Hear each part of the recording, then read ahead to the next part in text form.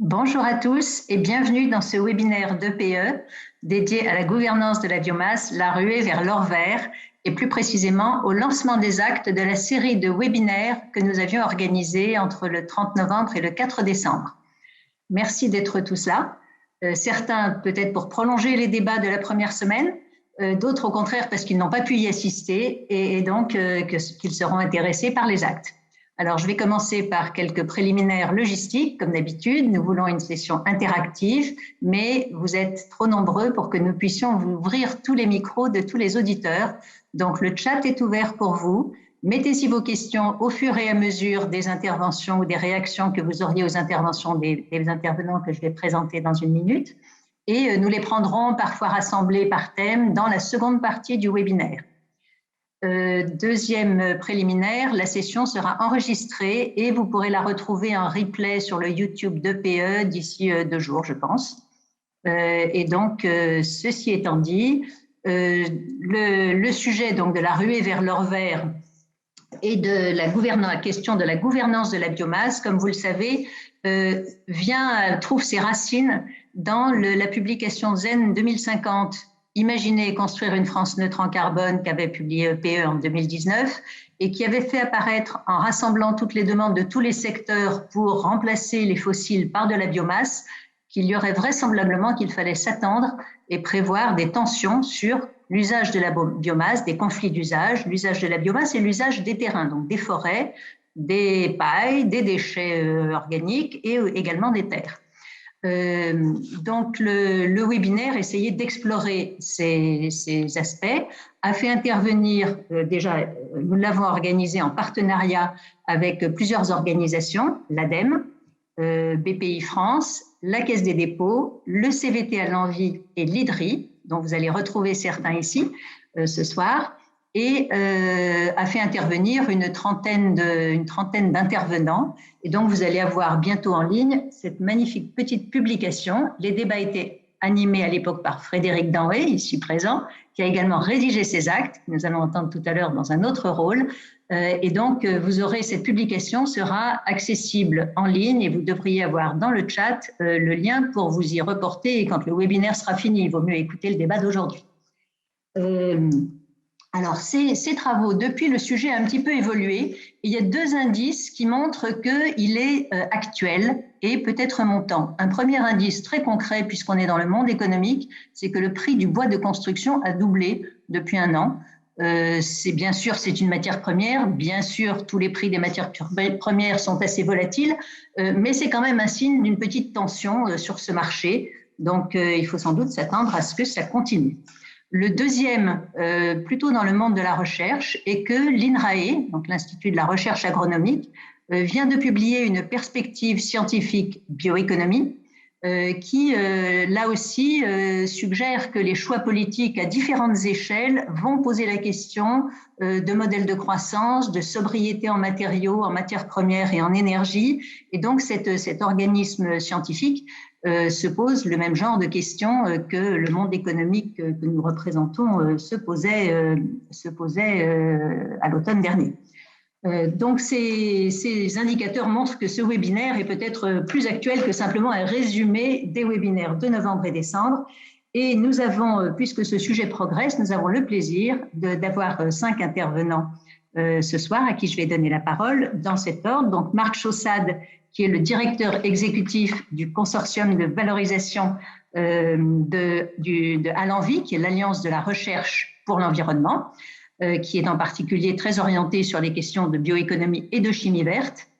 Ensuite, nous aurons Carole Legall, directrice adjointe de NJ Solutions, pour représenter donc ce monde énergétique qui a besoin de matières premières biosourcées pour remplacer les fossiles.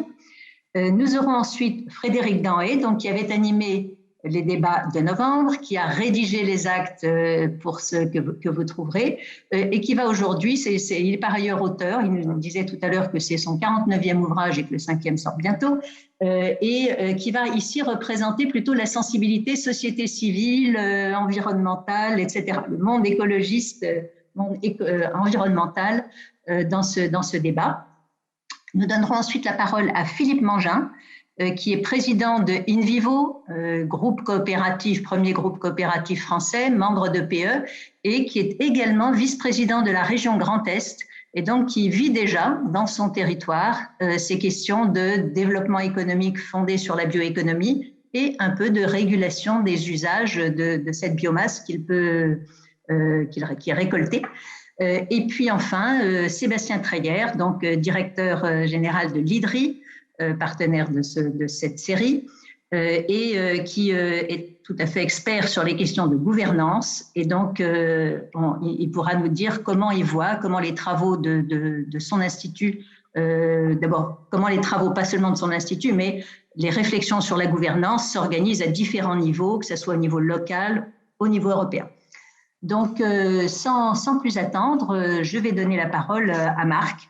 Marc, donc face à la perspective de tension sur les ressources, est-ce que la chimie verte, comment la chimie verte voit son avenir? Est-ce qu'il va falloir être plus sélectif sur les produits qui vont devoir pouvoir être remplacés par des produits biosourcés? Comment est-ce que vous orientez les travaux du monde de la recherche sur ce sujet? Oui, bonsoir. Et quel type de priorité la chimie verte doit-elle avoir dans l'affectation des ressources en biomasse? Merci. Vous m'entendez bien? Il n'y a pas de problème? Très bien. Bon, parfait. Très bien. En fait, la chimie verte ou les biotech de transformation de la biomasse, c'est une partie de la réponse. C'est pas, ça peut pas constituer le cœur de la réponse.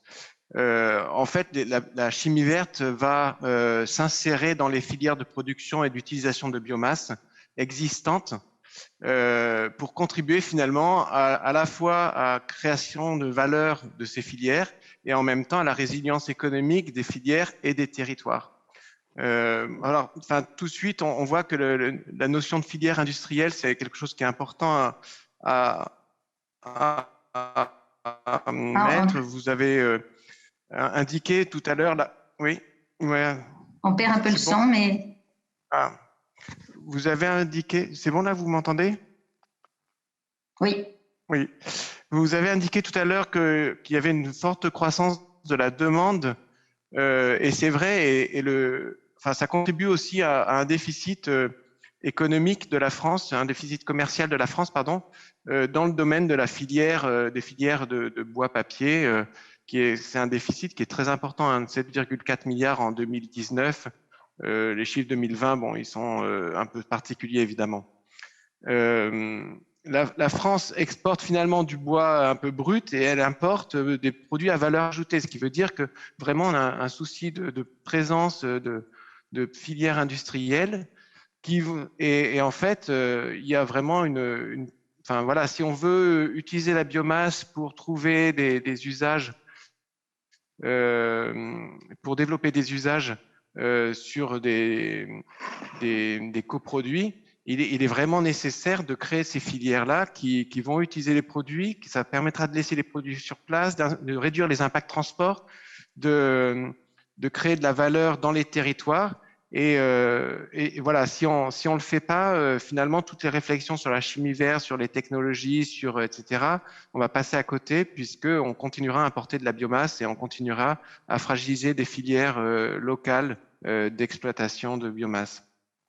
J'ai noté dans le domaine de cette filière-là et justement une initiative très heureuse de l'État qui a intégré dans les investissements d'avenir une stratégie d'accélération dans le domaine de la transition écologique et énergétique. Donc c'est une action qui est en réflexion encore sur le développement des filières de produits biosourcés. Alors à la fois investir pour développer de la demande. Ça, je ne sais pas s'il y aura tellement besoin puisqu'on voit que la demande, elle est très forte, mais également développer des filières industrielles de produits biosourcés et créer les conditions d'un déploiement durable. Donc, j'ai envie de dire, oui, la chimie verte est une partie de la solution puisqu'elle apporte une meilleure valeur, elle permet de mieux valoriser les produits. D'un autre côté, il faut quand même avoir les filières industrielles pour le faire, sinon c'est un peu des réflexions sans objet. Et filière industrielle compétitive, ce qui est le même sujet que dans d'autres secteurs. On a des chances d'y arriver.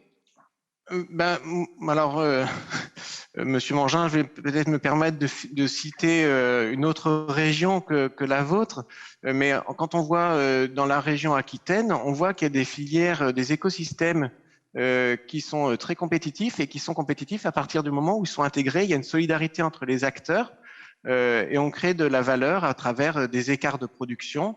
Je ne sais pas, je vais prendre par exemple les écorces, qui étaient en février, il y a un mois, on a fait un webinaire avec le pôle Xylofutur et les industriels qui ont participé à ce webinaire ont montré que finalement, en créant de la solidarité entre les acteurs, eh bien, on valorise ce qui était des coproduits à faible valeur ajoutée pour créer de la valeur et finalement renforcer la résilience du territoire et des filières, de l'ensemble des acteurs.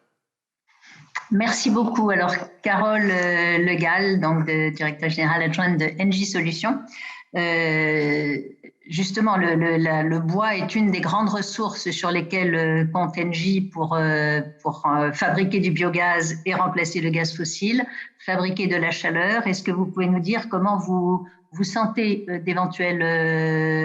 l'avenir de ces filières, leur développement et à quel niveau géographique? Est-ce qu'effectivement le niveau local est un bon niveau pour le faire avec cette solidarité que vient d'évoquer Marc Chaussade, ou est-ce que vous vous avez plutôt l'habitude de démarches très globales avec les grands réseaux de gaz? Donc, comment est-ce que vous voyez cette situation évoluer et comment vous y adaptez? On ne t'entend pas. Avec le micro, c'est mieux. Merci Claire, bonjour à toutes et à tous et merci de nous donner cette occasion de parler des bioénergies. Alors pas simplement le bois, d'ailleurs, toute la biomasse énergie, que ce soit sous forme de chaleur ou de biogaz, NJ est un producteur important de ces bioénergies. Et c'est vrai que c'est des énergies renouvelables dont on parle peu, en tout cas beaucoup moins que les énergies renouvelables électriques comme le PV, l'éolien. Je pense que n'importe qui connaît et peut parler régulièrement de ces énergies renouvelables-là. Mais les bioénergies, elles sont pourtant parmi les plus anciennes de nos énergies renouvelables en France. Elles ont toujours été là. C'est la plus importante des énergies renouvelables, avec 120 TWh de production, alors que ce qui fait 2 fois plus que l'hydroélectricité. Et ce sont des bioénergies qui se sont modernisées constamment, qui s'adaptent et qui sont devenues toujours plus sûres, plus efficaces, avec donc des rendements énergétiques de plus en plus importants, et puis de moins en moins polluantes, parce que c'est important évidemment pour toutes sortes d'énergie, dès qu'on produit quelque chose, d'être attentif à l'impact environnemental. Et je dirais même, du coup, ce sont des bioénergies qu'on est en train de redécouvrir. On pourrait même dire que le biogaz, c'est presque une énergie renouvelable nouvelle, puisque c'est en train de connaître vraiment un nouvel essor, un nouveau contexte de développement industriel. Alors, pourquoi ces bioénergies elles sont importantes? Parce qu'elles ont des externalités extrêmement positives. Ce sont des énergies renouvelables et locales, comme ça a été dit. Donc, en tant que telles, elles participent à la diminution de l'impact CO2, mais surtout, je crois que ce qui est très important de dire et de bien partager sur ces bioénergies, c'est qu'elles sont partie d'une économie circulaire elle-même renouvelable, l'économie de la elles sont une partie de la bioéconomie, donc une économie renouvelable, et elles vont participer, ces bioénergies, effectivement, à valoriser finalement des filières, des acteurs, que ce soit de l'agriculture, de l'élevage ou de la forêt. Et donc, notamment en matière de méthanisation, ce qu'on utilise pour l'instant, ça ne sera d'ailleurs pas du bois, c'est vraiment des déchets d'élevage. Donc, on vient finalement apporter une solution à des déchets qui sont aujourd'hui là et qu'il faut traiter et qui peuvent avoir un impact très négatif. Donc, au lieu qu'ils aient un impact négatif sur l'environnement, on peut au contraire les intégrer dans un cycle de production d'une énergie qui, du coup, est valorisée et apporte et vient se substituer à de l'énergie fossile. Donc, c'est vraiment super intéressant. Pour le biogaz, pour la chaleur, même chose. On peut utiliser des déchets agricoles, je pense à l'ANA de lin, sur lequel on est en train de développer une chaufferie pour l'entreprise Blédina, par exemple, qui a besoin de chaleur pour son process industriel, eh bien, on va lui fournir de la chaleur avec de l'ana de lin, mais on peut le faire aussi avec des déchets, des sous-produits forestiers. Donc, c'est vraiment, je pense que c'est important de partager que ces bioénergies, elles participent d'une économie circulaire elle-même renouvelable et qu'elles participent du coup à la valorisation de l'ensemble de ces filières et finalement, elles vont permettre à toutes ces filières de monter en valeur et même de continuer à se transformer, à s'adapter. Alors, c'est hyper important pour l'environnement, c'est important pour l'emploi local, comme a dit Marc Chaussade tout à l'heure. Je crois qu'il faut qu'on prenne la mesure du fait que ces énergies-là et toute cette bioéconomie qui va avec, elle a un potentiel pour développer des emplois locaux très important. Je crois que dans la filière bois, j'ai les chiffres sous les yeux, le bois énergie à lui tout seul, c'est 10 milliards d'euros, 15 000 emplois à peu près directs, mais finalement, parce que ça participe à l'économie de la forêt, c'est 50 000 emplois directs et indirects, et même si on prend toute la filière bois avec la forêt, le sciage, la pâte, l'emballage, la construction et donc l'énergie, c'est 400 000 emplois. Donc on voit bien que c'est une partie d'un grand ensemble, et donc c'est pour ça que aujourd'hui, nous, on considère qu'en termes de quantité, pour venir à ta question, on est sur des sujets qui sont en train de se développer, mais qu'il n'y a pas de conflit d'usage, en tout cas pour les 10 à 15 ans qui viennent, pour l'instant, on n'en voit pas parce que, d'abord, du côté de l'énergie, la première des priorités, c'est la meilleure énergie, c'est celle qu'on ne consomme pas, hein, donc c'est l'efficacité énergétique. Donc, au fur et à mesure qu'on développe aussi l'efficacité énergétique justement des bâtiments avec l'isolation, des systèmes énergétiques, on arrive à diminuer les quantités d'énergie dont on va avoir besoin. Et puis encore une fois, parce qu'on sait qu'on est sur des ressources qui aujourd'hui sont disponibles. La forêt en France est en croissance. Et puis nous sommes un grand pays agricole et d'élevage qui se transforme vers de l'agroécologie et qui est en train de développer de plus en plus de capacités. Donc, sans doute un peu en écho à ce qu'a dit Marc, moi je considère que les bioénergies, c'est vraiment une chance, c'est vraiment une clé même du succès, de la valorisation des territoires. Et c'est vraiment important que notre pays, et puis ensuite à l'échelle locale, on réalise à quel point on a des potentiels de développement de cette bioéconomie et dans lesquels les bioénergies peuvent jouer un rôle important pour valoriser justement les sous-produits.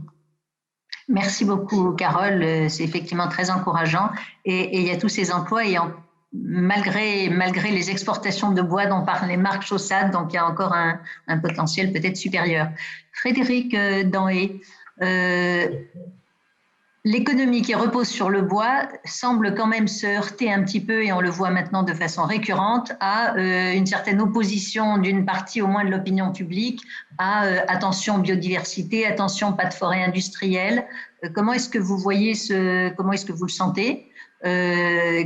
Comment on fait pour intégrer ces préoccupations à cette exploitation plus active de la filière soit bois, soit filière agricole ou sous-produits ou déchets? Et comment est-ce que quelles seraient vos recommandations, vos points de vue sur le sujet? Merci Claire. Bonjour à toutes, bonjour à tous. Alors effectivement, c'est un sujet, vous avez employé beaucoup d'euphémismes, Claire, c'est un sujet qui, disons, crée certaines tensions. Aujourd'hui, dès qu'on entend le bruit d'une tronçonneuse ou qu'on fait mine de gratter une écorce d'arbre, ça provoque de l'urticaire chez beaucoup. En particulier chez certains amis écolos qui sont en pleine contradiction. À la fois, il faut un monde qui retourne vers la nature, donc vers la biomasse, avec ce fantasme qu'on peut vivre sur la bête comme il y a 100 ans, mais en même temps, si on y touche, c'est mal. Et du coup, il y a plein de gens qui ont du mal à vivre avec ça, d'autant plus que quelques succès littéraires, il n'y en a plus beaucoup, ont fait à croire que les arbres avaient une âme, un esprit, une intelligence, et qu'y toucher, c'était quasiment un crime. Et oui, c'est devenu un sujet extrêmement affectif, émotionnel, très conflictuel, parce que je pense qu'il y a eu un défaut aussi d'enseignement, d'éducation. Les gens, et c'est un terme qui n'est pas péjoratif dans ma bouche, oublie complètement que les forêts, il n'y en a plus une seule sauvage depuis le début du 14e et que la plupart, enfin toutes les forêts ont été plantées, qu'à un moment ou à un autre, un arbre, il faut le couper. Et on peut le couper d'autant plus facilement qu'on a pris garde de le remplacer auparavant. Donc, il y a déjà une leçon de choses à faire. Et puis, on est dans une image où de toute façon, l'industrie, c'est pas bien. L'industrie, on l'a chassé de notre territoire, on en paye le résultat aujourd'hui. Et donc, une industrie qui coupe du bois, c'est forcément rattaché au grand capital destructeur qui laisse les forêts à l'état de champ de bataille. Et ces images sont insupportables à beaucoup. Je l'ai vu encore il n'y a pas si longtemps dans l'Inde, où couper un bosquet a été toute une affaire, alors même que le bosquet était en fin de vie, qu'il fallait le couper. Par contre, ce que je vois, c'est que, et c'est toujours la même chose, alors il y a deux solutions face à ça, ou bien on le fait à l'ancienne, et on ne consulte personne, mais on explique après, et ça c'était la logique des 30 Glorieuses, et effectivement, heureusement qu'elle a eu lieu, sinon on n'aurait jamais eu de train de téléphone et de centrales nucléaires en France, mais aujourd'hui ça passe plus. Ce qui semble fonctionner, ce que je vois un peu partout en France, c'est vraiment prévenir les citoyens dès le départ, dès même simplement l'idée qu'on va avoir un projet d'exploitation du bois ou d'installation d'un méthaniseur, pour une raison simple, c'est qu'aujourd'hui, nous avons tout le confort, et alors que dans les années 60-70, on pouvait accepter la laideur d'une usine, la laideur d'une autoroute, la laideur d'une ligne à haute tension, parce que ça apportait un confort qui n'existait pas avant. Aujourd'hui, créer un méthaniseur ou couper une forêt pour faire du kilowattheure ou du stockage de bois déporté sous forme de maisons en bois, l'avantage n'est pas évident. Et l'argument de sauver la planète ne passe pas parce qu'il n'est pas tangible. Ce qui fonctionne dans tous les domaines et dans la vulgarisation que je pratique depuis 25 ans et dans le domaine de la biomasse, c'est l'aspect social. C'est oui, on va couper du bois, oui, on va installer un méthaniseur, mais vous, citoyens, vous en serez tout autour, de là où on va couper, de là où on va mettre un méthaniseur, vous en serez les premiers bénéficiaires, parce que le bois qu'on va couper, il va aller dans la chaufferie collective qu'on va mettre en place dans votre village, parce que le méthaniseur qu'on met en place, il va permettre peut-être à des agriculteurs de se maintenir. Je pense que c'est l'argument majeur, c'est l'argument qui fonctionne le mieux. J'ai plein d'exemples, je n'ai pas le temps, 5 minutes, mais si j'ai l'occasion, je vous en citerai, notamment dans le Puy-de-Dôme et en Haute-Loire. En tout état de cause, derrière tout ça, c'est non pas aux citoyens de décider, parce que ce serait populiste, et ça n'est pas qu'aux citoyens de décider, mais en tout cas, si les citoyens ne sont pas consultés, avec simplement une seule question, attention, dans votre paysage de tous les jours, on vous propose d'inscrire un méthaniseur, on vous propose de couper une forêt pour mettre à la place autre chose. Comment vous dessineriez ce nouveau paysage demain ? Globalement, les choses que j'ai vues qui fonctionnent, c'est quand on a fait participer vraiment les citoyens à l'élaboration du paysage qui sera le leur dans les 10 ans, les 15 ans à venir. Et pour terminer, tout ça n'est possible que s'il y a une gouvernance territoriale. Et moi, je reprends toujours l'exemple, c'est celui que je connais le mieux, et en tout cas, c'est un des rares exemples où la France fait autre chose que faire de la mode en termes d'exportation et du pinard. C'est l'eau, c'est la gestion de l'eau en France. C'est globalement un exemple qui a été copié partout dans le monde, et je trouve que le comité de bassin et les commissions locales de l'eau, c'est des bonnes assemblées, sont des bons parlements au sein desquels, mine de rien, en discutant de l'eau, on discute des territoires. Et j'imagine volontiers un comité de bassin et des commissions locales de la biomasse, de l'énergie à l'échelle d'un territoire qui se substitue à toutes les barrières administratives. C'est vraiment un mouvement qui est en cours, et je ne vois pas comment on pourrait en faire abstraction. Si l'énergie, je termine, se réduit à du kilowattheure, se réduit dans l'esprit des citoyens à quelque chose décidé par des ingénieurs, donc forcément à un Moloch assez éloigné des réalités quotidiennes, ça ne marchera pas, les gens ne l'acceptent plus. Les Gilets jaunes ont poussé l'an dernier, ils pourraient repousser à nouveau à l'occasion du premier méthaniseur venu qui n'aurait pas été vulgarisé. Donc je dis attention, il y a un gisement qui est gigantesque, encore qu'on a du mal à l'évaluer, mais attention à le rendre acceptable simplement en considérant les gens sur le territoire desquels cette biomasse se trouve. Voilà, j'ai fini, j'ai dû faire 5 minutes. Merci beaucoup Frédéric, Monsieur le Président Mangin. Donc merci beaucoup déjà d'être avec nous. Je rappelle qu'Invivo, donc membre d'EPE, est le seul membre d'EPE du secteur agroalimentaire, et Rachel Golbet, qui a présidé la commission ressources pendant les 3 dernières années, a beaucoup fait pour que l'ensemble de ce sujet biomasse soit bien pris en compte dans les travaux que nous conduisons. Et donc, merci beaucoup à elle et merci à vous d'être là. Et en tant à la fois qu'agriculteur, industriel et élu, puisque vous êtes vice-président de la région Grand Est, comment est-ce que vous réagissez à ce que dit Frédéric Danhé et comment est-ce que vous pratiquez cette concertation locale, acceptation d'un développement industriel et peut-être plus qu'acceptation, en fait, désir d'un développement territorial fondé sur la bioéconomie dans votre région? Notre région, vous le savez, elle a fait le pari que la bioéconomie serait le principal levier du développement économique de demain. Quand on a élaboré nos différents schémas, le SRDE2I, le SRADET, etc., on s'est appuyé sur 2 priorités, la bioéconomie et l'usine du futur, c'est-à-dire tout le process de digitalisation, de modernisation, de robotisation de nos usines.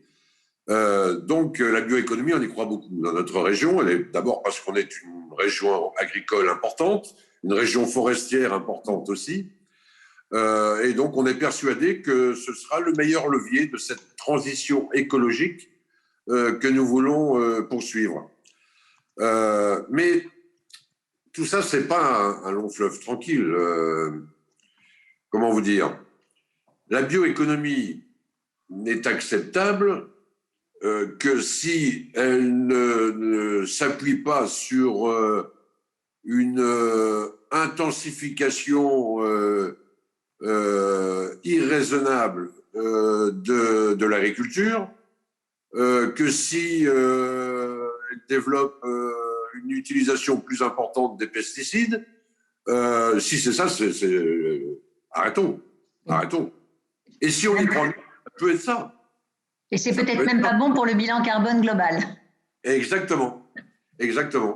Et d'ailleurs, quand nous rencontrons des difficultés d'acceptation sociétale, au moment de l'implantation d'une unité de méthanisation, par exemple, c'est souvent ces questions que nous posent nos concitoyens dans les villages, en nous disant, mais attendez, si vous construisez une unité de méthanisation, c'est pour cultiver plus encore, c'est pour retourner la parcelle d'herbe qui est dans laquelle vous allez mettre du maïs.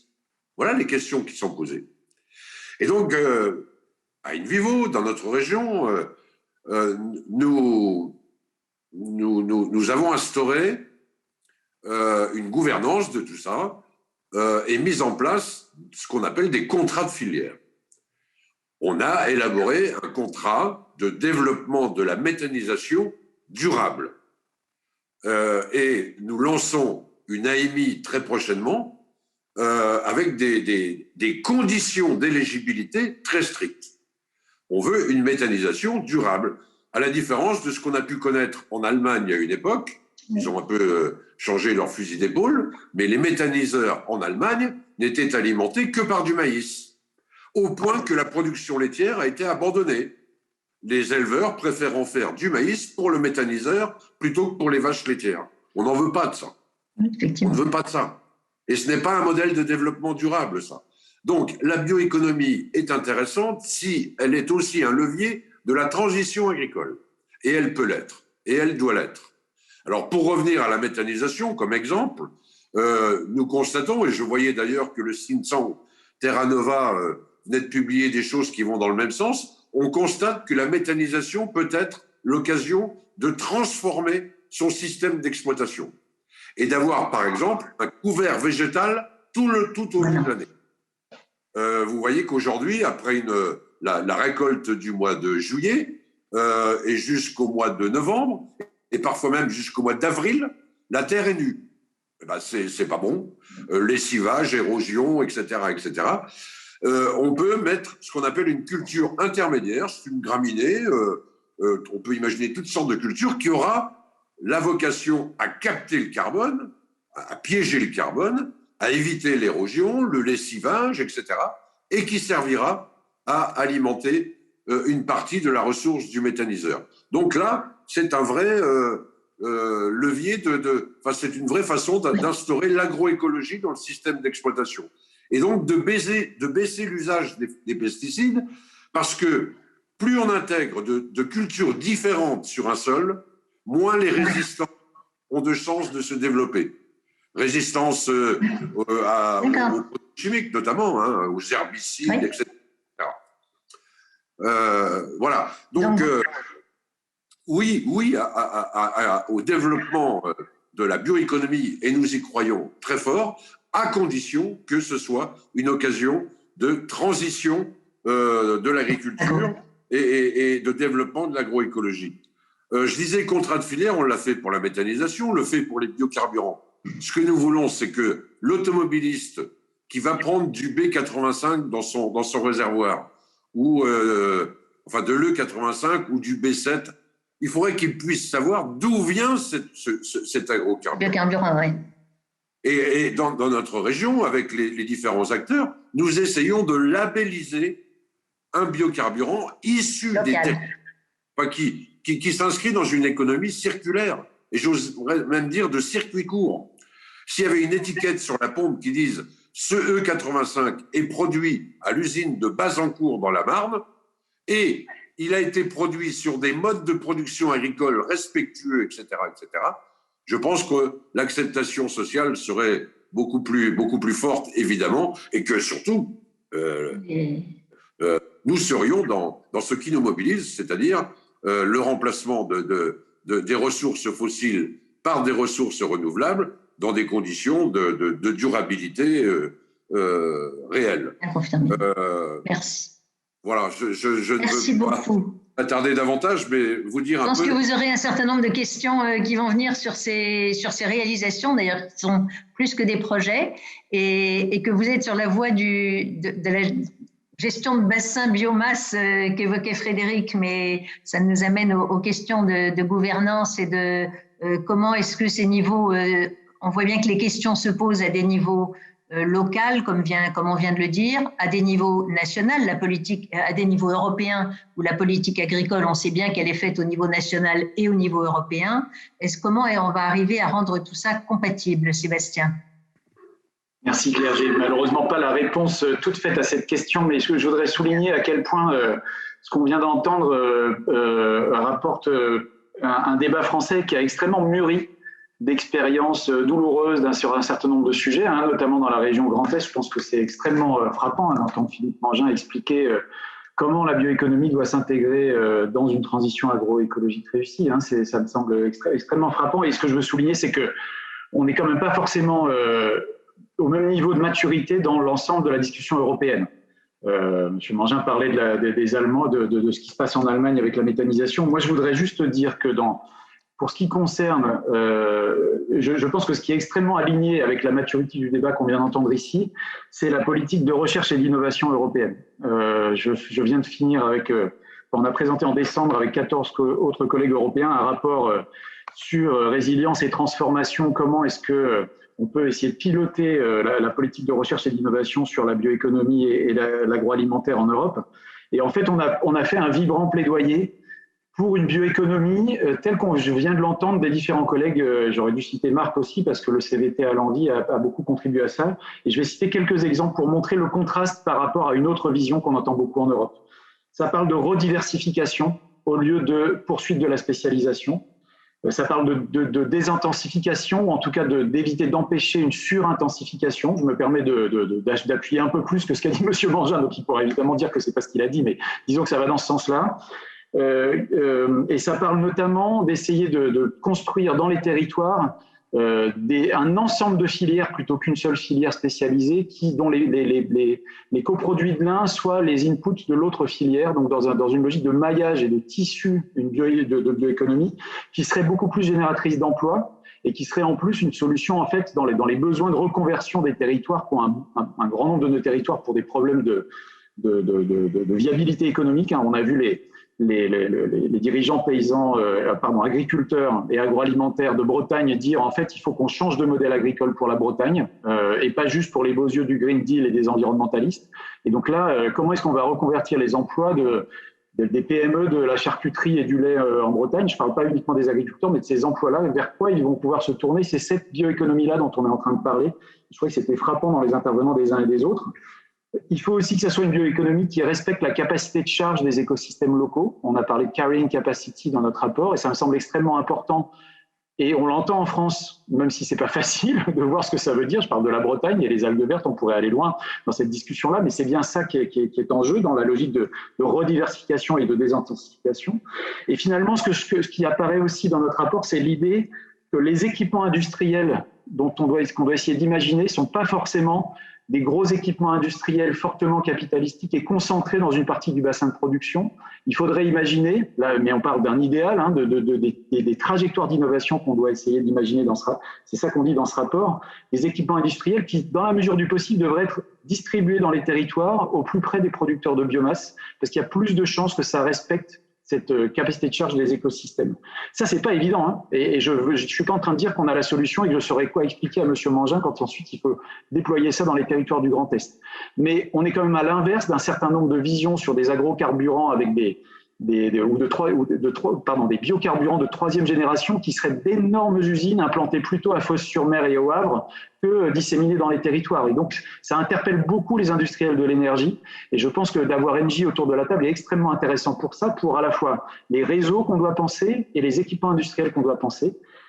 Et en fait, ce que j'entends aujourd'hui dans le débat français, c'est l'idée d'une économie qui est basée sur les économies de gamme plutôt que sur les économies d'échelle. Economies of scope plutôt que economies of scale. Mais les économies de gamme, les économies de synergie, c'est quelque chose qui, dans la compétition mondiale économique, est quand même pas facile à défendre. Claire, tu posais la question, elles sont compétitives, vos filières? Eh ben, la réponse de Marc Chaussade, c'est oui, elles sont compétitives par la solidarité. Et ça, c'est quand même pas quelque chose qui est facile à défendre dans des grands groupes qui sont aussi, que ça soit Envivo ou Engie, qui ont besoin d'être dans une logique de compétition internationale. Et donc ça, ce modèle-là, il me semble extrêmement différent de ce que j'entends plutôt à Bruxelles en matière de bioéconomie, qui risque d'être un scénario de poursuite de la spécialisation des bassins de production, probablement avec une logique qui ne sera pas très compatible avec la transition agroécologique ou même une trajectoire de neutralité carbone, et qui en plus est dans la vision européenne de smart specialization. Excusez-moi l'anglicisme, parce que ce n'est pas très facile à traduire, mais disons, en gros, d'avantages comparatifs entre les grandes régions de production en Europe, où chacun choisirait son avantage comparatif et on le spécialise là-dessus d'une manière intelligente, mais dans une logique de spécialisation.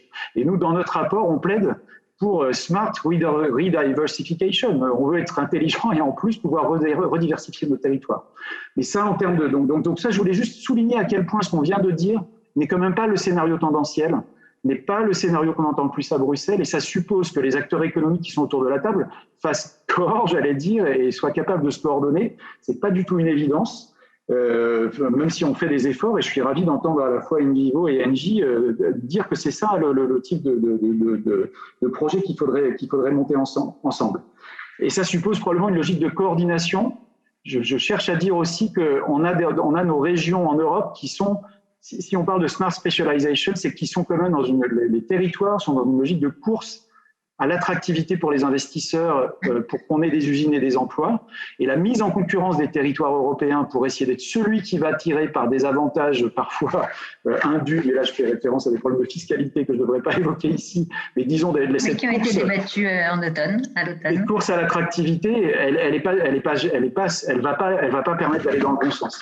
Et donc autant la PAC est évidemment un des enjeux clés, la politique de recherche et d'innovation pour essayer de pousser ça, et le partenariat européen sur l'innovation en agriculture, dont Marc pourrait probablement dire des choses plus intéressantes que moi, est quand même un outil très intéressant. Une partie des fonds de la PAC va sur l'innovation pour créer les clusters d'innovation territorialisés qui pourraient créer cette bioéconomie de rediversification.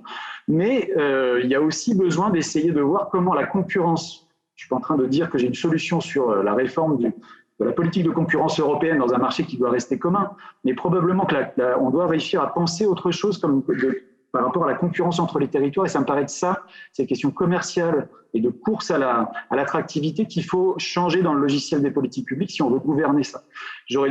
Donc ça, c'est pour moi ma conclusion sur la gouvernance, elle est vraiment sur, évidemment, les grandes politiques publiques européennes qui sont déterminantes pour le secteur agroalimentaire doivent être et elles sont un peu en train de bouger, mais il y a des grandes batailles à mener sur la PAC dans le bon sens.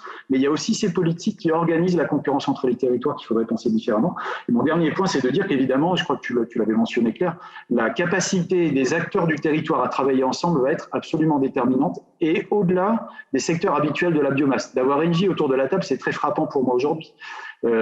J'ai plusieurs fois échangé à la fois avec EDF et Engie en disant qu'est-ce que vous devez faire sur cette question de la bioénergie. Et ben, pensez, vous êtes présent dans les territoires, pensez depuis les territoires, aidez à construire des projets de rediversification territoriale dans nos régions, à fort contenu en emploi, et probablement avec une logique qui est un peu inverse à celle des économies d'échelle que vous auriez peut-être par construction envie d'aller chercher. C'est logique parce qu'on cherche à diminuer les coûts.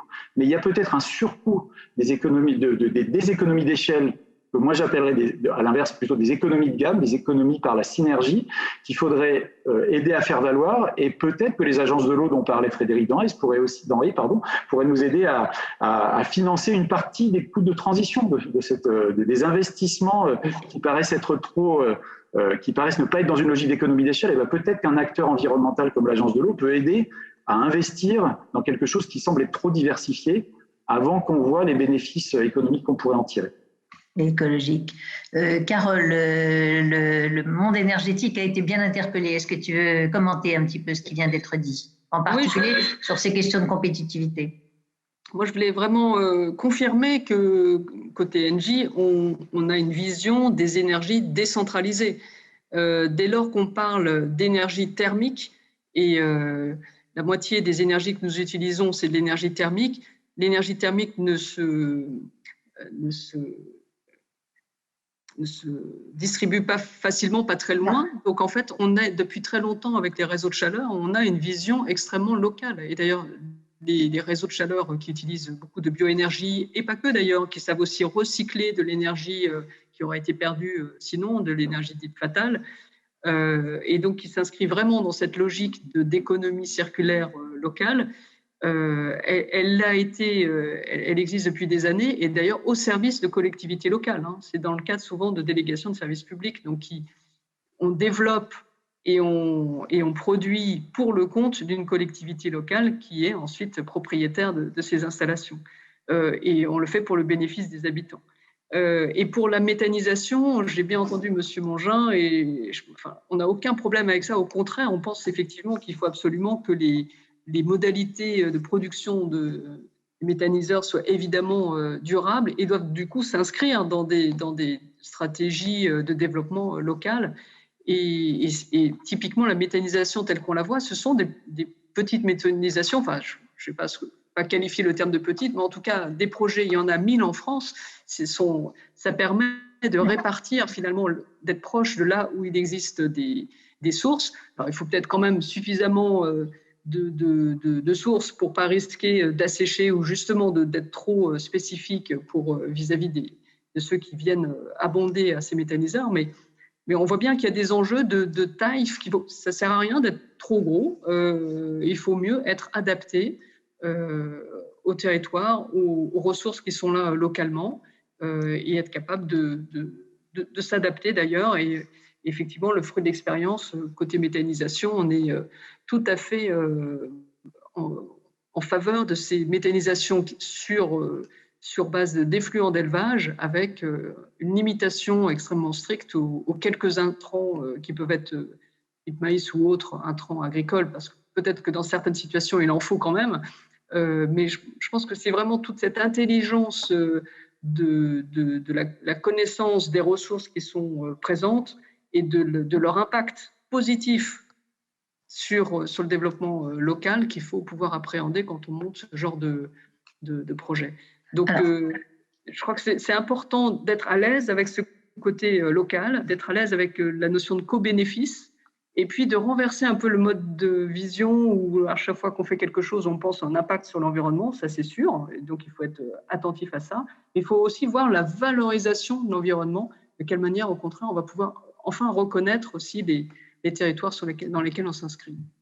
Alors, tu parles d'effluents d'élevage pour la méthanisation, et il y a justement une question de M. Hervé Pellois, qui est député du Morbihan. Est-ce que la méthanisation dans les zones sans élevage ou avec peu d'élevage est vraiment durable? Et les exemples d'agriculteurs qui achètent du maïs à d'autres agriculteurs existent aussi en France et pas seulement en Allemagne. Donc, est-ce que Monsieur Mangin, vous avez, il y a de l'élevage dans le Grand Est, et est-ce qu'effectivement, il ne va pas falloir trancher avec la tendance de la spécialisation agricole des 30 dernières années, qui a conduit à faire des grandes cultures et à bien séparer de l'élevage, et même géographiquement, avec des régions d'élevage, des régions de grande culture, et comment on fait pour remélanger ça? Est-ce que vous avez commencé à le faire dans le Grand Est? Comment on peut, un petit peu ce que disait Sébastien également. Alors effectivement, il peut y avoir concurrence et on a vu notamment en période de sécheresse, là où les éleveurs manquent de fourrage pour raisons climatiques, on a vu des éleveurs souffrir des achats réalisés par les unités de méthanisation qui venaient encore diminuer la ressource. Donc il faut être vigilant. Je vous parlais de contrat de filière. Vous voyez, je quitte une réunion avec GRDF et GRT sur la région Grand Est. On a évoqué ces questions. Il ne faut pas que ceux qui achètent le gaz vert acceptent qu'il ait pu être produit dans n'importe quelle condition. Donc, avec GRDF, avec GRT, avec l'ADEME, avec la région Grand Est, avec tous les partenaires financiers, nous signons une charte qui précise les conditions dans lesquelles le méthaniseur doit fonctionner et être approvisionné. Et bien évidemment, ça part d'une étude sur le territoire qui vise à évaluer la ressource en prenant en compte les besoins des éleveurs et à dire sur ce territoire, il y a place pour 2 méthaniseurs et pas pour 5. C'est la subvention qui jusque maintenant orientait un peu la décision d'investissement. Aujourd'hui, la subvention, elle existe quasiment plus. Oui. Et on a une certitude, au moins, c'est qu'elle n'existera plus du tout demain. Hein. Donc, il faut trouver d'autres moyens pour gouverner, pour orienter le développement de cette méthanisation. Et c'est pour ça que c'est bien, dans cette démarche de contrat de filière, un engagement de tous les partenaires pour qu'on arrive à une méthanisation dite durable. Merci beaucoup. Alors, la méthanisation suppose quand même d'exporter, que ce soit les couverts ou les déchets de bois forestiers. Mais voilà, on a une question dans le chat qui nous dit il y a un règlement de 2018 européen sur l'utilisation des terres qui vise à encourager le stockage de carbone dans les sols.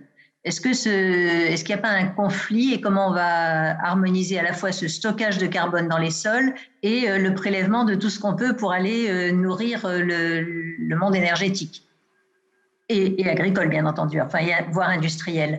Donc, est-ce qu'il ne faut pas plutôt que de… Comment on gère cette hiérarchie des usages dans lesquels on dit il faut d'abord stocker du carbone, il faut ensuite des produits à longue durée de vie avec du bois durable, des usages durables du bois, peut-être des usages matériaux qui valorisent des propriétés fibres, enfin de molécules compliquées, et puis ensuite l'énergie. Et dans ce débat qu'on vient d'avoir, on a l'impression que l'énergie va quand même arriver comme un éléphant dans un magasin de porcelaine avec beaucoup de besoins, beaucoup d'appétence. Et vous dites on va déjà limiter l'impact négatif de la méthanisation sur l'agriculture, mais est-ce qu'on va réussir à avoir des cultures, mettons du chanvre pour faire des textiles ou du lin ou des choses comme ça, plutôt que de la culture qui va aller nourrir des méthaniseurs? Moi, je pense qu'il faut fractionner le plus possible la biomasse. Ouais. Monsieur Treyer le rappelait tout à l'heure, on ne pense plus à des grosses usines, à des grosses unités industrielles qui s'implanteraient à Fos, etc. Pour autant, on voit se développer des plateformes, des bioraffineries avec plusieurs acteurs pour traiter d'une même matière, parce qu'ils vont la fractionner. Dans une première phase, on va avoir un produit de chimie verte. Il restera dans ce process un coproduit qui va peut-être déboucher sur des énergies, des biocarburants, des bioénergies. Il faut vraiment qu'on optimise le plus possible l'utilisation de la biomasse. Et je pense que par le fractionnement, on peut y parvenir. Et c'est pour ça qu'on voit à Pomac-le-Bazancourt, à Fessenheim maintenant, qui accueille à la place de sa centrale ce générateur, à Carlin, on voit 3, 4, 5 acteurs se réunir pour traiter d'un même volume de biomasse et avec des débouchés différents. Vous savez, dans le Grand Est, il y a 6 industriels qui ont annoncé s'installer cette année pour 500 millions d'euros d'investissement et ils vont créer 1000 emplois. Je constate que justement, ils s'installent ensemble, côte à côte, pour l'un va fournir l'énergie de l'autre, etc. Vous voyez, on est dans un on est déjà dans des boucles. Oui, voilà, exactement. Et donc, avec une bonne optimisation de la ressource. Ouais, moi, je réfute le côté éléphant. Il y a des grands besoins énergétiques, mais… Parce qu'on est peut-être, effectivement, on est dans des grands acteurs, mais on est très distribués sur le terrain et on se vit effectivement plutôt comme des partenaires territoriaux que comme des éléphants. Je ne pense pas que… Je réfute l'image, je vais en chercher. Le marché pour les produits pétroliers est actuellement extrêmement disproportionné par rapport aux ressources en biomasse. On ne voit pas des tas de biomasse inutilisées ça et là. Donc, on se dit comment on va faire pour reporter. Alors, on va en reporter beaucoup sur l'électricité, un peu sur la biomasse, mais on a quand même aujourd'hui encore l'impression d'une… Encore une fois, alors peut-être la question des biocarburants, je la connais moins, donc je ne vais pas trop en faire là-dessus, mais de toute façon, on sait qu'en termes d'énergie, la première chose à faire, ça va être aussi de diminuer nos consommations d'énergie. Donc, tout ce qui est repenser la mobilité, repenser l'urbanisme, repenser l'isolation et les aménagements de nos maisons. Enfin, donc, on voit bien qu'il y a des sujets de fond pour déjà commencer à baisser nos consommations d'énergie. Puis ensuite, vient la question de l'efficacité énergétique, déjà, parce qu'il y a encore parfois de l'utilisation d'énergie nécessaire, mais qui n'est pas efficace, donc il faut réussir à la baisser. Et puis ensuite, il y a ce mix énergétique qu'on va verdir, et notamment, et pas que, en utilisant des bioénergies. Il y aura aussi toutes les autres énergies renouvelables. Merci beaucoup. Et peut-être un élément qu'on n'a pas dit en parlant des bioénergies, c'est un avantage énorme, c'est que non seulement c'est renouvelable, mais c'est stockable. Donc, dans le contexte actuel aussi, justement d'avoir la juste énergie au bon moment, c'est un élément important qu'apporte. Tout à fait, qu'apporte l'énergie. Merci. On va retirer le terme de biomasse. Et Sébastien, tu voulais intervenir? Oui, non, je pense que c'est la question que tu poses, Claire, c'était pas tant effectivement les énergéticiens qui seraient voués à avoir des logiques d'économie d'échelle. Moi, je voulais pas le dire moi non plus. Je voulais juste dire qu'il faut valoriser justement l'inscription territoriale des énergéticiens, qui me paraît extrêmement importante. En revanche, je pense que Claire a raison de dire que l'appel d'air potentiel pour de la bioénergie va continuer à être extrêmement fort. Et je pense que dans d'autres pays européens, on continue à voir les effets que ça a sur une transition agricole qui va vers quelque chose qui n'est pas du tout à l'échelle de ce qu'on veut faire si on veut protéger notre qualité de l'eau, notre biodiversité et la neutralité carbone. Et donc je pense que, je suis désolé parce que j'aimerais bien créer du débat, je vais dire surtout que je suis d'accord avec ce qu'a dit Marc et monsieur Marc Chaussade et Philippe Mangin, c'est-à-dire il faut créer des accords de filière. Je veux juste citer plusieurs exemples. Les collègues de I4CE qui ont travaillé sur la valorisation du carbone des sols pour les agriculteurs disent la seule manière de faire ça de manière intelligente, c'est pas tant de leur donner la rémunération du carbone à l'hectare, de la tonne de carbone à l'hectare, mais plutôt de construire des filières qui savent valoriser ça. Parce que c'est comme ça que ça sera plus permanent et qu'en plus, il y aura une dynamique collective qui va se créer. Ce que l'Agence de l'eau Seine-Normandie essaye de faire sur des filières bas intrants pour protéger la qualité de l'eau du bassin Seine-Normandie, c'est d'essayer d'implanter des filières de biomatériaux, chanvre, lin, etc. Et effectivement, là aussi, on utilise l'argent de nous, consommateurs d'eau parisiens, parce que c'est beaucoup de là que vient l'argent de l'Agence de l'eau Seine-Normandie, pour financer des silos de filières lin, etc. Et ben moi, je pense que c'est un bon usage. Je ne suis pas sûr que la Cour des comptes soit toujours d'accord. Il me semble qu'il faut le soutenir, cette manière d'utiliser l'argent de l'Agence de l'eau, parce que précisément, si on aide une filière à construire des marchés, ça sera extrêmement utile. Et donc, la manière de contrer, d'un point de vue de la gouvernance, autant on peut essayer de donner des régulations à l'échelle européenne, d'orienter la PAC là où il faut. Je pense que la gouvernance des territoires et la construction des filières est absolument centrale pour créer la solidarité dont parlait Marc Chaussade tout à l'heure, qui est la base de la compétitivité face à des appels d'air du côté de la bioénergie. Alors, c'est un début de réponse à la question de Marjolaine Cour de l'Agence française de développement qui pose la question des modèles de financement qui sont adaptés à ces modèles décentralisés, d'économie de gamme et qui justement sont pas silotés pour l'eau ou pour l'énergie ou pour l'agriculture. Donc, est-ce qu'on voit émerger des modèles de financement qui tiennent est-ce que le dialogue entre industriels et agriculteurs sur les prix des matières premières se passe bien? Je sens qu'il doit être un peu tendu de temps en temps, mais c'est normal. Oui, oui, bien sûr, c'est tout à fait normal. Il est parfois un peu tendu, oui. Oui, oui. Mais non, moi, je pense quand même que tous ces projets réussissent à trouver des financements assez facilement. On peut le dire. Beaucoup de fonds sont intéressés pour verdir le plus possible leurs investissements.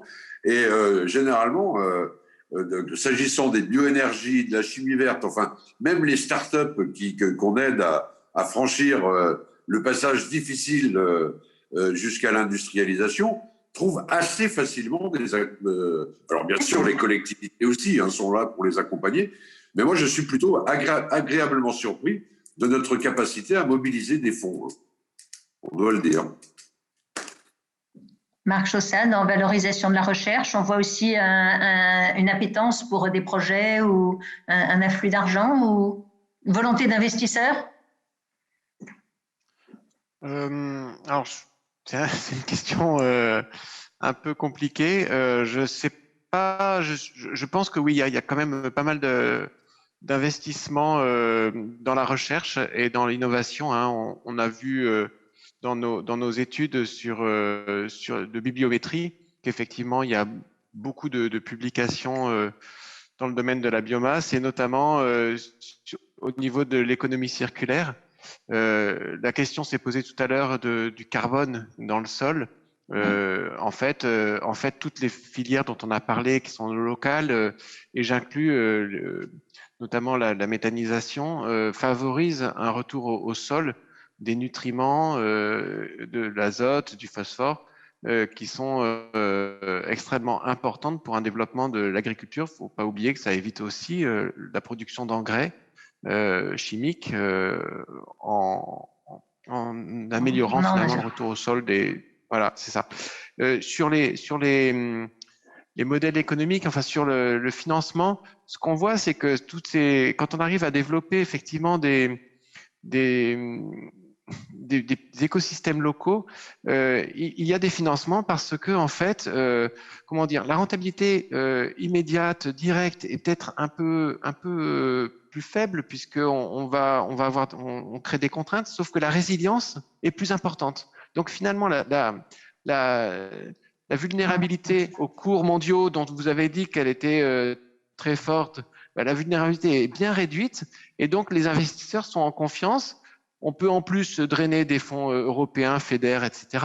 Donc il y a plein d'éléments qui font que il y a un cercle vertueux. Alors ce que ça consomme beaucoup, je pense que c'est de l'énergie et de l'intelligence collective, par contre. C'est bien vrai. Sébastien? Mais voilà. Et ça, c'est renouvelable aussi, l'intelligence collective. C'est renouvelable, oui. Non, mais je pense qu'on est là en parlant de projets qui sont à fort coût d'énergie et de matière grise. On est dans une logique que les agences de développement connaissent bien, c'est-à-dire que les projets qui demandent beaucoup de coûts de transaction sont quand même parfois un peu difficiles à vendre à un certain nombre d'investisseurs parce que ça suppose du tailor-made, et donc c'est pour ça aussi qu'on a des banques publiques de développement, à la fois chez nous et dans les pays du Sud, pour essayer de soutenir ce genre de projet. Et je pense que c'est extrêmement important d'avoir que les banques des territoires, ou la banque des territoires, pour le dire, pour en désigner une en particulier, ou la BEI, la BPI soient intéressées à ça, parce qu'elles ont probablement un rôle à jouer, notamment parce que c'est des projets qui ont des coûts de transaction, de construction des accords entre acteurs qui sont un peu différents. Moi je voulais juste dire que on aurait tout intérêt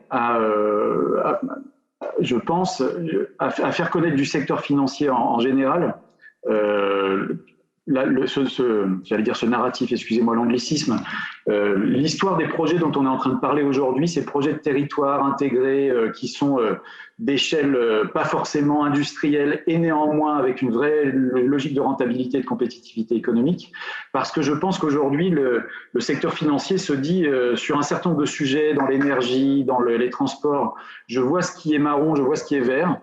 Dans l'agriculture et la bioéconomie, je ne sais pas, tout est vert dans la bioéconomie, probablement pas. Et donc, de pouvoir raconter, excusez-moi, mais je vais le raconter avec mes deux scénarios que j'ai un peu présenté au début, c'est-à-dire, il faudrait, en gros, pour moi, les stranded assets, les actifs pourris dans lesquels il ne faut pas investir, j'aimerais pouvoir dire au secteur financier, c'est des investissements qui conduisent à respécialiser les territoires.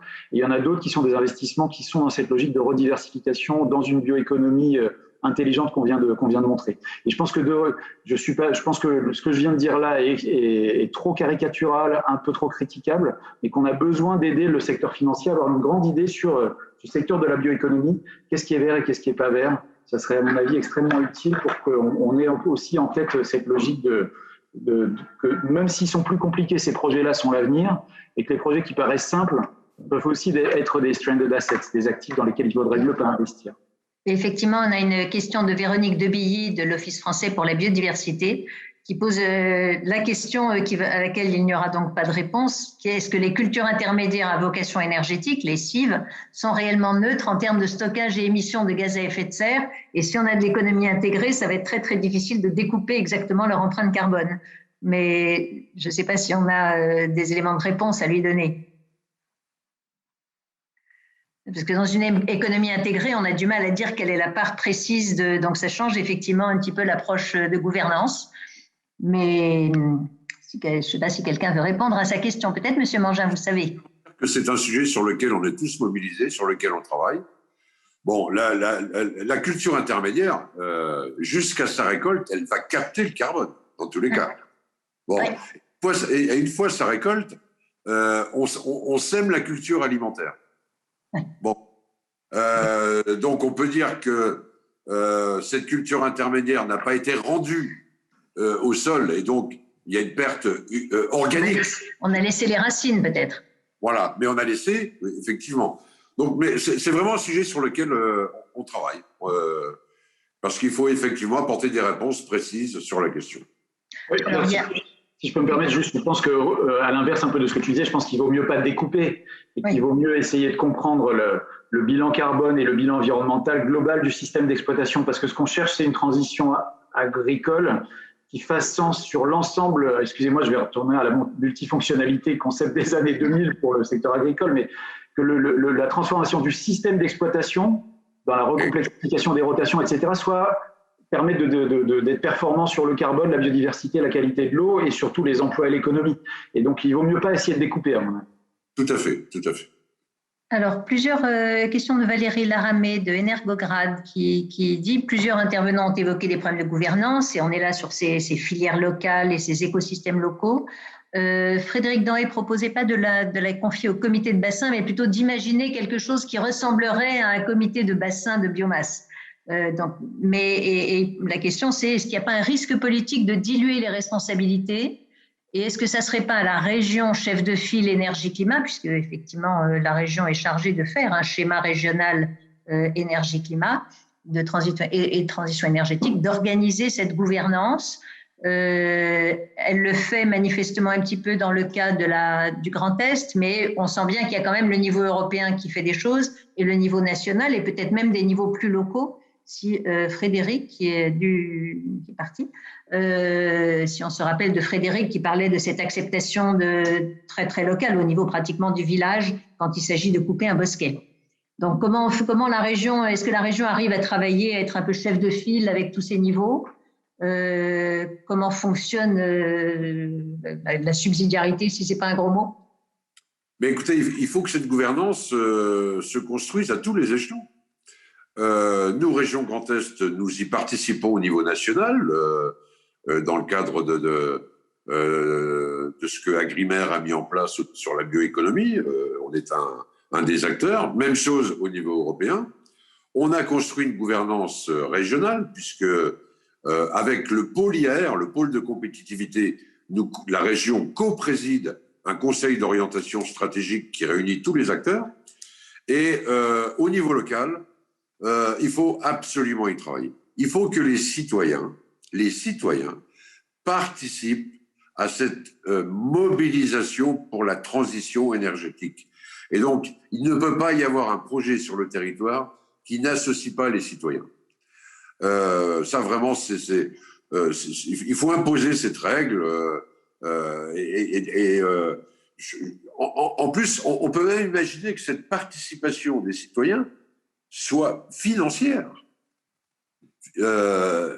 Et je vous assure qu'il y a des... C'est le cas dans le cas des agences de bassin, en tout cas, il y a des contributions Oui, dans le prix de l'eau. Mais il y a aussi certains projets qui se développent sur les territoires avec un appel au financement participatif. Et je suis sûr que sur des projets qui vraiment sont très orientés vers la transition énergétique, écologique, on mobilisera les populations, vraiment, y compris sur cet aspect-là. Donc, localement, enfin, c'est une règle, quoi, il ne peut pas y avoir d'usine qui s'implante comme ça, comme c'était le cas il y a encore quelques années. Il faut associer les populations. Merci beaucoup. Sébastien Treyer. Oui, j'avais deux messages. Le premier, c'est qu'à mon avis, tu as raison de dire que la région est absolument centrale.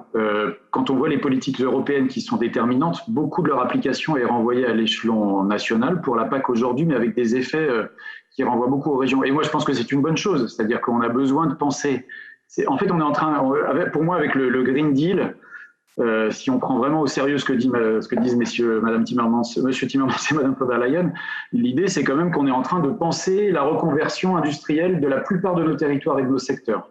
Et ça, il vaut mieux le penser à une échelle régionale, d'un bassin d'emploi et d'un bassin de production. Alors maintenant, nos régions en France sont très grandes. Moi, je suis à moitié alsacien, donc la région Grand Est, pour un Alsacien, elle est un peu trop grande, mais disons que ça peut se penser par bassin de production. Je ne veux pas rouvrir cette question-là, c'est pas l'enjeu. Les Vosges sont réunifiés.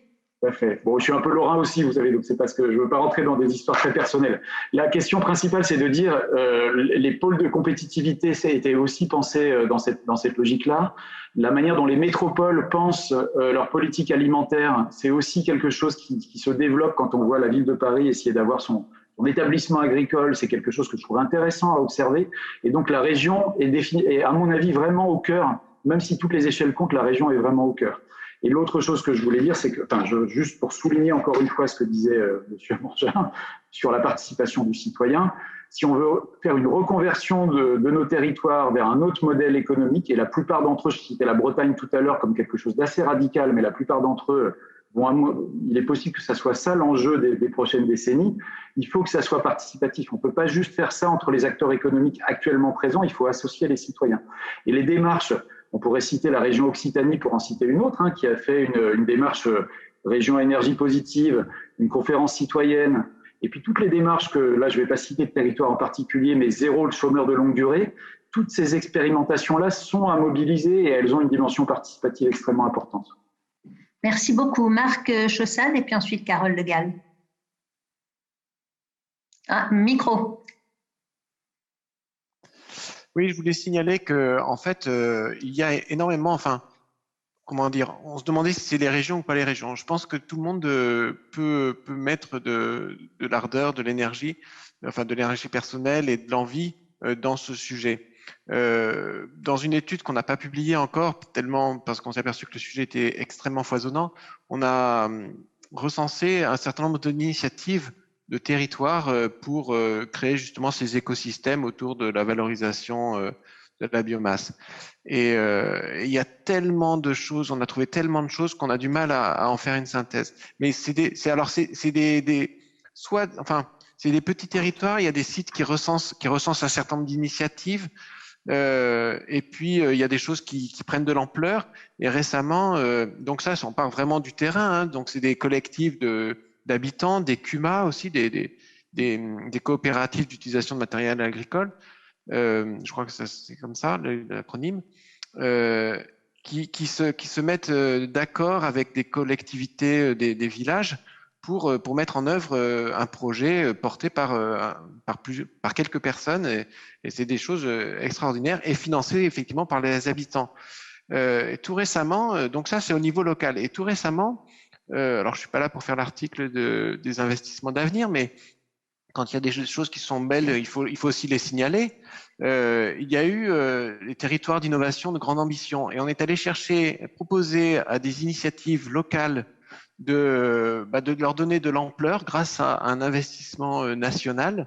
Et on a vu comme ça, je sais pas, BioVallée par exemple, qui est sorti et c'était une très très belle initiative de la Drôme qui a changé complètement la vie économique locale autour de la Drôme. On a vu d'autres choses, d'autres actions, Terre de Source autour de Rennes, enfin plein de choses qui ont émergé grâce à ça, notamment dans le domaine de la bioéconomie, de l'alimentation et voilà. Et donc finalement un investissement pour que ces initiatives parviennent à leur achèvement et soient des modèles pour d'autres réalisations dans d'autres territoires. Donc, je pense qu'on peut faire le lien avec des deux côtés de la chaîne. Merci beaucoup, Carole. Oui, moi aussi, je voulais insister sur le fait que cette bioéconomie, c'est une vraie chance dans le cadre du plan de relance. Alors, Marc a cité quelques actions. Il y a aussi toutes celles qui visent à décarboner l'industrie. Je ne reviendrai pas sur aussi les réseaux de chaleur qui sont soutenus par le fonds de chaleur de l'ADEME. Mais c'est vrai que donc c'est important qu'on change quand même un peu le regard qu'on a sur tous ces sujets-là et qu'on les considère comme étant des chances, des opportunités de développement. Et parfois, ça demande peut-être de repenser les modèles économiques. Tout à l'heure, on l'a dit, le sujet, c'est que souvent, on veut faire porter à un acteur des co-bénéfices qui vont finalement être utiles à plein d'autres. Donc, comment penser les choses différemment? Et c'est là où, par exemple, le rapport de Terra Nova qui est sorti tout récemment, il est intéressant parce qu'il dit finalement le biogaz, la méthanisation, aujourd'hui, il y a un tarif pour aider à la production, pour réussir à motiver les acteurs à se lancer, réussir à trouver les points d'équilibre à 90 € entre nous, le mégawattheure, ce qui n'est pas si cher que ça quand on prend un usage chaleur. Bon, parce qu'il ne faut pas comparer évidemment au prix du gaz fossile qui, lui, est finalement pas assez cher, ça on le sait tous. Mais pour certains usages, c'est pas trop loin d'être un coût économique acceptable. Mais c'est surtout, voilà, si une partie de ce prix était finalement payé par ceux qui vont bénéficier de l'impact environnemental positif parce que ça permet de requalifier l'agriculture et la gestion des effluents et donc d'éviter des tas de désagréments qui se passent dans le cas inverse. On voit que là, on trouve les solutions. Donc, c'est plutôt penser, peut-être à chaque fois être capable de réinterroger nos modèles économiques, de ne pas voir ça comme une dépense, comme une charge, mais voir ça comme un investissement et finalement réussir à trouver des modèles économiques qui sont plus vertueux. Effectivement, alors, merci d'aborder cette question de modèle économique parce qu'on a une question dans le chat qui nous la pose, question de Luc Floissac de Écoétudes, et qui rappelle que la productivité de l'agriculture a baissé de 20% en 2003. 2003, année de grande sécheresse. Et j'imagine qu'elle a dû baisser aussi l'année dernière et l'année d'avant, où il y a eu des sécheresses dans le Grand Est, je pense. Donc, les cultures à vocation énergétique n'ont pas dû donner ce qu'on pensait. Donc, et on sent bien que cette bioéconomie, elle va se heurter à des incertitudes météorologiques et qui ont toujours frappé l'agriculture. Alors là, il y a le réchauffement climatique en plus, mais l'économie de la biomasse, c'est une économie un peu volatile et incertaine parce qu'on a toujours ces hasards de la météo aggravés par le réchauffement climatique. Et comment est-ce qu'on arrive à construire une économie qui va bien fonctionner, des modèles économiques qui résistent à des aléas importants et comment ajuster donc ces ponctions de biomasse, énergie ou matériaux au travers de prévisions d'évolution de récolte, prévisions de gestion des besoins. On sent qu'il va y avoir des difficultés par rapport à ce qu'on peut faire, par exemple, avec du gaz fossile, où on sait que le gaz, il est dans le tuyau, quoi qu'il arrive. Oui, mais enfin, qu'est-ce qu'on préfère? Être face aux aléas du changement climatique sur nos territoires ou être face aux aléas du changement climatique et des perturbations géopolitiques ailleurs dans le monde? Je pense que de toute façon, sur ces sujets de matériaux, d'énergie, on a régulièrement des aléas et effectivement, il faut gérer avec ça. C'est pour ça d'ailleurs que c'est important d'avoir un mix énergétique. Il pour être capable, si à un moment donné, certains prix sont plus importants parce qu'il y a une tension temporaire, aussi d'avoir d'autres ressources si nécessaire. Donc, je crois qu'on revient à cette question de la diversité des approches et d'une résilience qui doit pouvoir se jouer en subsidiarité quand même au plus proche des usages, sans que ça n'enferme dans du localisme. Je pense qu'il faut évidemment penser, il faut aussi penser l'économie des réseaux qui est capable justement de mailler peut-être parfois les ressources pour justement gagner en résilience. Et puis on est en Europe et on peut penser que le prix directeur du gaz sera pendant longtemps le prix directeur du gaz international, enfin européen. Donc on a une capacité limitée à tout passer aux consommateurs quand on a des fluctuations, j'imagine. Exactement, alors qu'il y a aussi beaucoup encore une fois, de co-bénéfices, d'où l'enjeu de bien identifier ces co-bénéfices et d'être capable de montrer que ce n'est pas de la dépense, comment dire, c'est bien de l'investissement. Sébastien, tu voulais intervenir. Oui, je voulais dire que toute la question de la diversification, c'est un gros débat qu'on a eu avec les collègues européens dans le rapport dont je parlais tout à l'heure. C'est-à-dire, au fond, on a commencé ce rapport avant la crise Covid et on disait la diversification, il y a une forme de redondance, de surcoût qui a à voir avec la résilience, mais est-ce qu'on va être capable de se la payer? Et je pense que depuis la crise Covid, ça devient quand même beaucoup plus audible, cette idée de diversifier pour la résilience. Ensuite, je pense que les éléments qui ont été évoqués sur les contrats de filière sont aussi là pour ça, c'est-à-dire de se dire il faut imaginer des formes de contrats de filière qui évidemment ne peuvent pas dépendre d'un tout petit territoire non plus, donc il faut penser à la bonne échelle qui permettent de donner des garanties d'achat. Et ce que je pense aussi, ce que ta question me fait penser aussi, c'est que M. Mangin parlait tout à l'heure de penser des procédés industriels qui permettent de fragmenter la biomasse et de la rendre accessible à plein d'usages différents. Je pense que de notre côté, on s'était dit aussi, c'est la même chose, mais plutôt vers l'amont, on a aussi besoin d'innover dans des procédés industriels qui sont capables d'adapter les procédés à une qualité et à une quantité variable au fur et à mesure des années. Et ça, c'est pas juste, c'est un raisonnement à la fois technique et économique. On a besoin d'innover du côté des procédés. Je vais encore une fois essayer de contraster, excusez-moi la caricature, mais beaucoup des procédés des industries d'aval de l'agriculture ont été plutôt pensés pour essayer de faciliter le procédé industriel et très exigeants en termes d'homogénéisation de la matière première en entrée. Si on veut faire ce qu'on est en train de dire sur la biomasse, il faut imaginer des procédés industriels qui accommodent un peu plus une hétérogénéité de matières premières agricoles, voire une diversité de produits agricoles en entrée. Et ça, c'est un vrai enjeu d'innovation. Je m'excuse, je devrais laisser Marc dire s'il pense que c'est sérieux ou pas, parce que c'est pas tellement bon. Moi, je suis pas du tout un spécialiste de l'innovation dans les procédés industriels et au CVT, vous avez probablement vu ça. Mais il me semble que c'est important, ça, de se dire que la variabilité annuelle dont tu parles, il faut pouvoir l'encaisser aussi dans les procédés, tant en quantité qu'en qualité. Oui, ou avec effectivement en switchant d'une matière première à l'autre, ou Marc, la chimie verte se prépare à ce genre d'éventualité. Est-ce que c'est un sujet. Oui. Non, mais déjà le fait d'avoir des années un peu plus compliquées sur la production de la matière à amont, c'est quand même quelque chose que beaucoup d'industries connaissent. Hein. Il n'y a pas toujours l'amont est parfois un souci pour les producteurs aval. En ce moment, on parle des microprocesseurs, je crois, qui ont un petit souci. L'autre chose, c'est que la biomasse, on n'en a pas trop parlé, mais c'est pas un flux, hein, c'est un stock. C'est-à-dire que c'est pas quelque chose qu'on récolte toute l'année, tout le temps. On peut imaginer que dans la forêt, c'est un peu plus le cas, sauf qu'avec des usages du type chasse, c'est quand on aimerait la récolter que justement on peut pas trop y accéder. Donc il y a des conflits. Donc voilà, en fait, c'est une question qui est extraordinairement difficile parce qu'il faudrait regarder ça à l'aune de quelle biomasse nous intéresse, pour quel usage. Voilà. Après, je trouve que non, Sébastien, vous avez extrêmement bien introduit la question de où on met des contraintes. Est-ce que c'est sur la matière première? Est-ce que c'est sur le procédé? Et c'est vrai qu'on peut se dire que des procédés qui permettent de fractionner un petit peu plus la matière première, il y a l'industrie papetière qui d'une certaine façon arrive à accepter un peu de diversité. Voilà, un petit peu de diversité et qui permet justement de produire d'homogénéiser un petit peu la matière première pour d'autres industries. C'est pour ça qu'il y a pas mal d'initiatives dans le monde de papetiers qui viennent, qui proposent des services de coproduits à d'autres industries. Je trouve que voilà, la question elle est vraiment là. Elle est quelle invention on peut vouloir mettre, quel procédé on va mettre.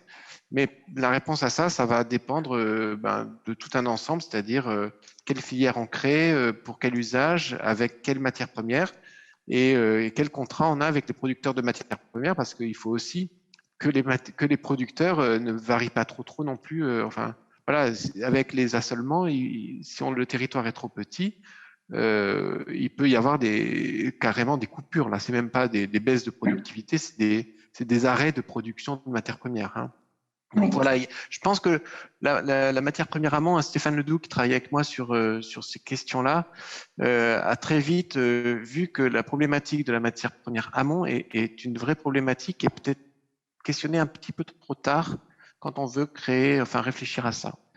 J'ai envie de dire, même pour les méthaniseurs, il y a une vraie question sur la matière première, sur les effluents qui sont générés sur un territoire. Voilà, c'est ça. Enfin, il y a peu de tolérance finalement sur une variabilité. Je ne sais pas, un élevage qui s'arrêterait ou des choses comme ça, ça peut être un drame. Ça pose une question pour un méthaniseur, oui. Oui, voilà, c'est ça. Donc, on est vraiment dans des questions de territoire, de solidarité entre les acteurs. C'est sûr que les décisions des uns ont des conséquences pour les autres, positives ou négatives. Alors, on a une question de Jean-Marie Chauvet de l'ARD Bioraffinerie Recherche Innovation, agence de recherche sur le développement, qui pose la question sur justement à partir d'une diversité de dynamiques de collaboration et de coopération territoriale essentielle, mais qui manifestement n'est pas reproductible d'une région à l'autre. Il faut que chaque région se réinvente. Comment on peut faire pour accélérer, parce qu'il faut accélérer dans l'ensemble des régions, ou parce que voilà, comment on pilote ça, comment il faut attendre que ça vienne spontanément. Alors, on a parlé de beaucoup de régions qui sont en mouvement, mais peut-être Philippe Mangin, vous êtes parti dans une dynamique très dans les premiers. Vous sentez d'autres régions à travers vos activités dans InVivo, vous sentez d'autres régions aussi très dynamiques. Il y en a qui, au contraire, n'ont pas encore embrayé dans le même mouvement ou...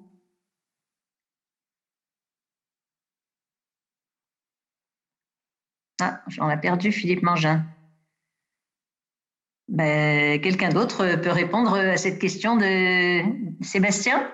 Non, c'est un peu pour attendre que M. Mangin puisse répondre. Oui. Et je trouve qu'il y a effectivement une vraie question d'apprentissage collectif, malgré la spécificité de chacune des régions. C'est ce que j'appelais moi cette histoire de smart diversification, c'est-à-dire on veut que chaque région se rediversifie, et chacune à sa manière, et on n'a pas forcément un modèle à reproduire d'une région à une autre. Moi, il me semble qu'à l'échelle européenne, on a en tout cas besoin, pour accélérer, que les régions ne soient pas dans une compétition délétère. Quand nos collègues qui font de l'élevage en Bretagne disent « moi je peux rien parce qu'en face il y a les cochonniers du Mecklembourg qui ont tel ou tel », alors ils parlent aussi du dumping social qui est une autre question que j'aurais pu ajouter à la fiscalité, et qui par ailleurs n'ont pas les mêmes pressions pour transformer leurs biométhaniseurs, etc. Je pense qu'on a vraiment besoin aussi d'organiser au-delà la dynamique que l'État ou des acteurs comme le CVT à l'envie peuvent donner sur l'innovation territorialisée avec le PIA et la capacité d'apprentissage collectif, c'est important à l'échelle de la France, mais il faut aussi qu'on ait une vraie capacité à mettre en discussion là où les territoires se font concurrence quand ils sont semblables et qu'en fait ils vont dans des sens qui sont en fait pas bons pour la transformation qu'on cherche à obtenir. Et donc apprentissage collectif et ouvrir les questions là où on en a besoin, et plutôt à l'échelle européenne, parce que je pense que c'est cette course intra-européenne qui me semble être la plus délétère et qui ralentit la transformation. Mais il faut reconnaître qu'elle est quand même dans les gènes de la construction européenne, qui met quand même le libre-échange au-dessus de beaucoup d'autres valeurs et beaucoup d'autres modes de fonctionnement. Et justement, comment est-ce que la politique agricole commune, question de David Laurent de PE, comment est-ce que la politique agricole commune est-ce qu'elle ne va pas écraser un peu la diversité qu'on est en train d'appeler de nos voeux, ces dynamiques locales, etc., Est-ce que la PAC va dans le sens ou peut supporter ce qu'on est en train d'ébaucher, parce que les uns et les autres vous appelez? Je veux bien ébaucher une réponse, hein, mais pas. Non, moi, ce qui me semble, c'est que effectivement, on a une PAC qui cherche à être la moins uniforme possible, avec l'idée de la resubsidiariser. Ça, c'est la version positive, mais je vais vous donner tout de suite une version négative aussi. Donc, en gros, de renvoyer à chaque pays l'idée de faire son plan stratégique national avec, en utilisant comme il veut le pilier 1, le pilier 2, donc les aides directes à l'hectare ou les aides, disons, à mesure agri-environnementale, pour être un peu rapide. Et puis la partie innovation agricole, hein, parce que le programme européen d'innovation agricole, c'est une partie importante des fonds de la PAC. Et donc l'idée, c'est d'essayer d'appuyer les démarches territoriales. Le problème que je vois, c'est qu'en fait, en renvoyant le plan stratégique national à chaque État membre, on est aussi dans un très fort risque de course au moins-disant environnemental, parce que chaque secteur agricole national pourra dire « mais comment moi je vais m'engager à utiliser ces fonds de la PAC de manière très ambitieuse pour l'environnement, avec quand même une forme de contrainte sur un certain nombre de trade-offs quand même sur la compétitivité économique, si les Polonais font pas pareil, si les Roumains font pas pareil. » Et donc, moi, je vois un gros risque qui n'est pas forcément bien réglé à l'heure actuelle de manière suffisante par l'éco-scheme, l'éco-régime, c'est-à-dire la partie verte du premier pilier de la PAC sur les aides directes à l'hectare.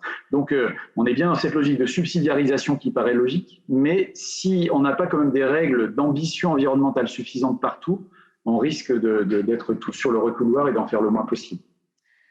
Écoutez, d'abord, on arrive presque à la fin de ce webinaire qui est prévu dans quelques minutes. Ensuite, on est en train de perdre nos intervenants. Ça fait presque les du petit nègre. Frédéric Denré a une panne d'Internet dans l'ensemble de son quartier. Et je n'ai pas encore d'informations sur ce qui est arrivé à Philippe Mangin.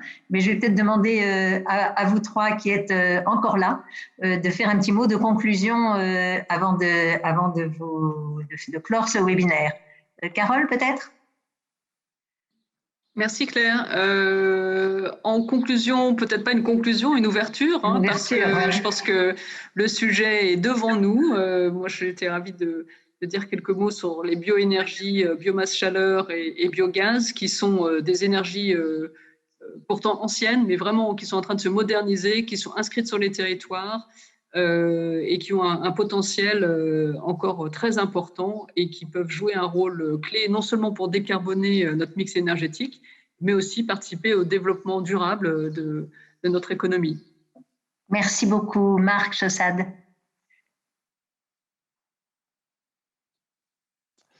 Oui, merci déjà des échanges.